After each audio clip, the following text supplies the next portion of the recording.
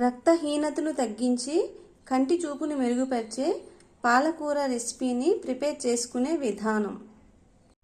1 cup కందిపప్పు తీసుకోవాలి. పాలకూరను శుభ్రంగా కడిగి ఇలా కట్ చేసుకోవాలి. కుక్కర్లో కందిపప్పు వేసుకోవాలి. నెక్స్ట్ పాలకూర యాడ్ చేసుకోవాలి. ఇందులో కొంచెం వాటర్ యాడ్ చేసుకోవాలి. ఇప్పుడు కుక్కర్ మూత పెట్టుకొని 3 విజిల్స్ వరకు కుక్ చేసుకోవాలి.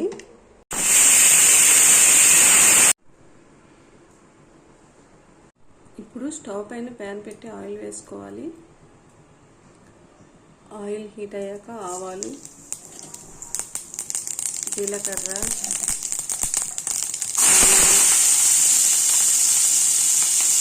వెల్లుల్లి, చిల్లి, కరివేపాకు,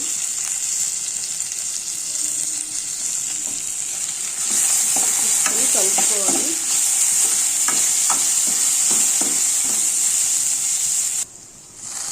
ఇందులో కొంచెం కారం,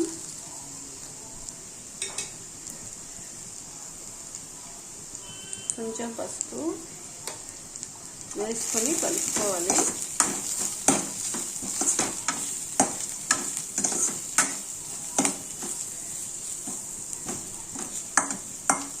పాలకూర పప్పుకి తాలింపు రెడీ అయిపోయిందండి. ఇప్పుడు పప్పు రుద్దుకొని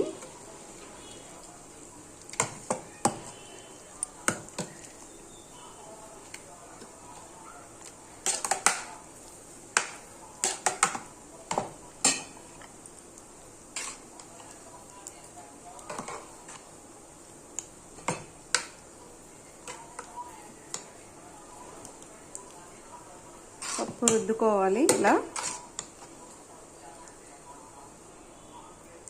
పప్పుని ఇలా కుక్కర్లో కుక్ చేసుకుంటే కిడ్నీలో స్టోన్స్ రావు. పాలకూర వల్ల స్టోన్స్ వస్తాయనే భయం ఉన్న వాళ్ళకి ఇదొక చిట్కా. నెక్స్ట్ నార్మల్గా కుక్ చేయకుండా కుక్కర్లో కుక్ చేసుకోవచ్చు. ఇలా కుక్ చేసిన దాన్ని తాలింపులో వేసుకోవాలి. ఇప్పుడు ఈ పప్పుని తాలింపులో వేసుకోవాలి.